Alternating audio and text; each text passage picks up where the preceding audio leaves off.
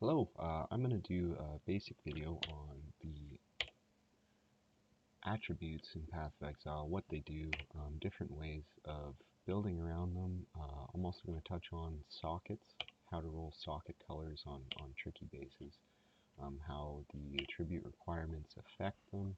I'm also going to talk about the requirements on jewels, so like pure dex, pure int, um, and the pure strength and the hybrid versions of each.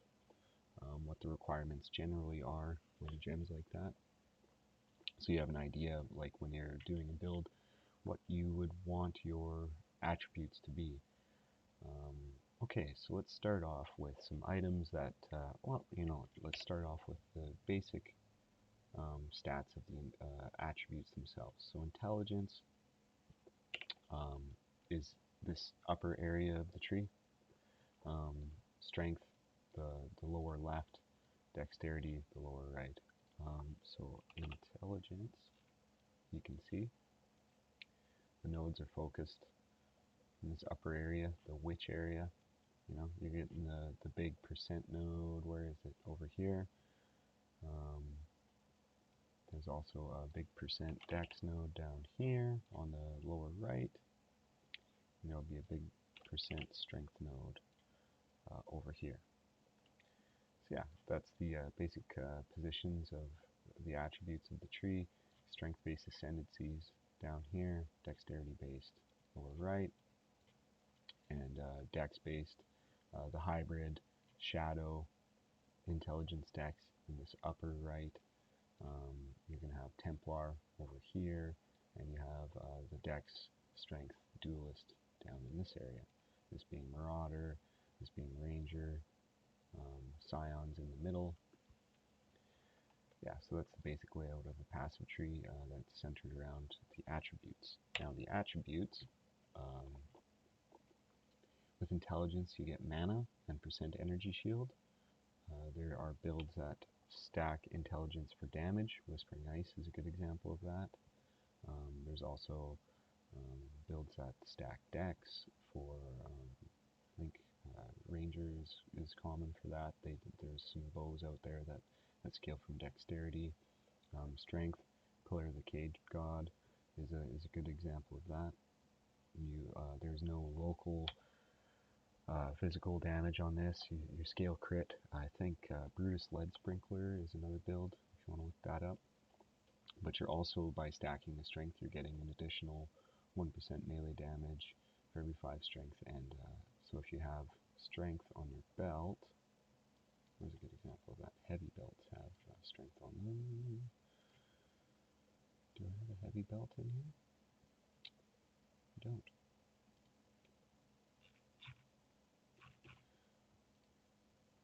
Where? Bam. 29 strength. That's actually just under 15 life, right? So it's not as good as a leather belt, but it's still life, right? That strength, every 2 strength is going to give you 1 life. And the dexterity scales evasion and accuracy. So yeah, those are your basic stats from the attributes. Mana and energy shield from intelligence, life and physical damage from strength, and accuracy and evasion from dexterity. There's items that scale other things off of those attributes. So, for example, with Shaper's Touch, instead of accuracy and evasion, you actually pick up melee fizz as well, and it scales almost the same as the strength. 1% melee physical damage. This per 5, this gives you 2% per 10, which is the same damage scaling as strength. Yeah, so those are your attributes. And on the tree we covered that. So how do attributes govern the socket colors of items? So when you're rolling an item, some of them are inherently tricky. Death Oath is kind of famous because it gives you this Death Aura skill, and it's on an armor base. So armor bases, see the 180 strength requirement there? Um, so this item is going to want to roll red sockets because it has 0 evasion, 0 intelligence, and 180 strength. Whereas, where is a good example of, do I have a sacrificial garb in here? Well, this here is an example. So it has dexterity and intelligence. You can see it's rolling blue and green sockets, right? So if I hit this with a few chromes, oh, there we go. It wants to roll green and blue, right? Whereas this wants to roll red.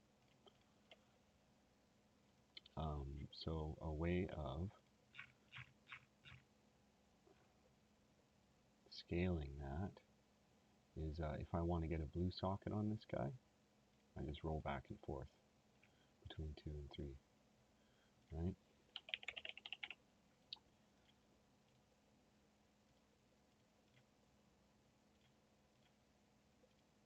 Until eventually, which, you can burn up a lot of jeweler orbs doing this, especially once you get up into the 6th socket and stuff. You can change your colors like that rather than spending a bunch of chromes to do it. Yeah.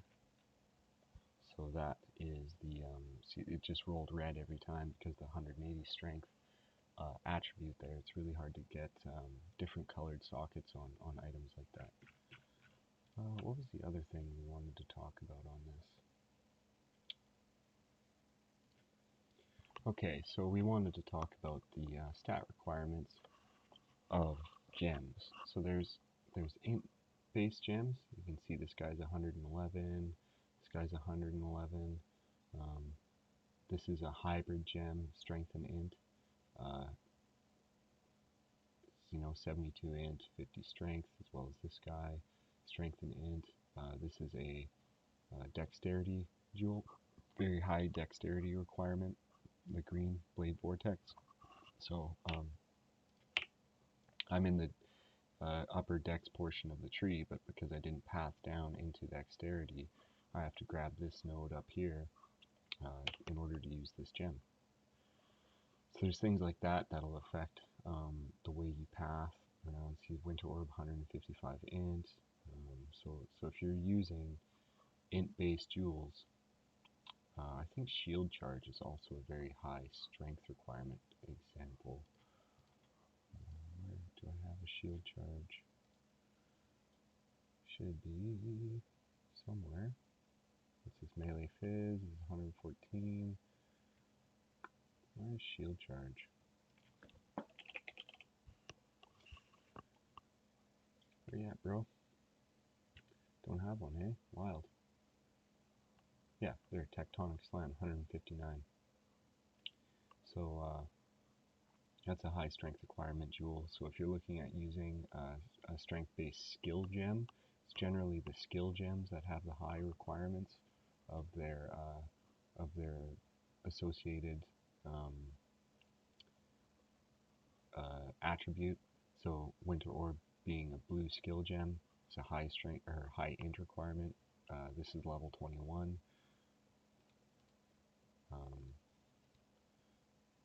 And then this here, Blade Vortex, level 20, 155. And then I believe because this one's corrupted to +1, that's the reason it's not at 155. If it was level 20, I think it would be 155. But because it has that +1 of the level, it's 159. So what I'm trying to say here is that so like I would be able to use this if it was level 1. But as the level of the gem increases, the attribute requirement of the gem increases as well. So that's why this level, it's actually a level 20 gem, so it requires 155, but because it's getting +1 gem level from my gloves, it doesn't actually increase the int level, or the int requirement of the gem. But if it was corrupted to level 21, it would probably be 159 int. Same thing with Blade Vortex. If it's corrupted up to 150 or level 21, it would be 159 as well, I believe. Support gems are not going to be as high of a strength requirement or int requirement. It's just the skill gems that are really high up there. This is a skill gem, an int skill gem, but it's hybrid, strength and int. So as you can see, the attribute requirements of it are split between strength and int. Was another good example of that. Withering step, blight is a int based. So when I get this to level 20, it'll most likely be 155 or 153 int requirement. But this here being a support gem, it's level 20 and it's only 111 int. I think, was it level, as far as support gems go, yeah, dexterity 111, int 111, yeah, you're right around that 111 mark if you're using, like if my main skill was a blue gem and I had a bunch of red supports, I would make my build to have at least 111 strength so that I could level up all my supports to level 20. And I would make sure that I have at least 155 int so that I could level my main support gem all the way up and still be able to use it if I was using a blue gem. If I was using red, same thing. I would make sure I have 155 strength to level my main skill gem up, and then I would make sure I have 111 of the respective attributes for the support gems, blue or green, whichever I'm using in my links. I think that is about it for attributes. So yeah, the socket colors are kind of a I was hoping to get a better example of that, but yeah, so you can see this guy being dex and int, right? It's going to want to roll blue and green, and very rarely roll a red. So yeah, if you're rolling items like that, you're best off. Let's say I wanted to get 3 red on this, I would just buckle down, pay the 120 chromes to color my 3 red, right? And then that's off color, 3 red, and then I would just roll back and forth between 3 and 4 sockets until I colored the rest of them, if I needed like a bunch of off colors on it. And then if I was to need, let's say my links were 4 red, let's color it. Let's do it. This is standard. Currency means nothing here. So 3 red, I'm going to color it 3 red, and I'm going to go back and forth between, let's say I need 4 red, right? So I'm going to do this until I get my 4th red socket, which could take a while if I get it, and good for us.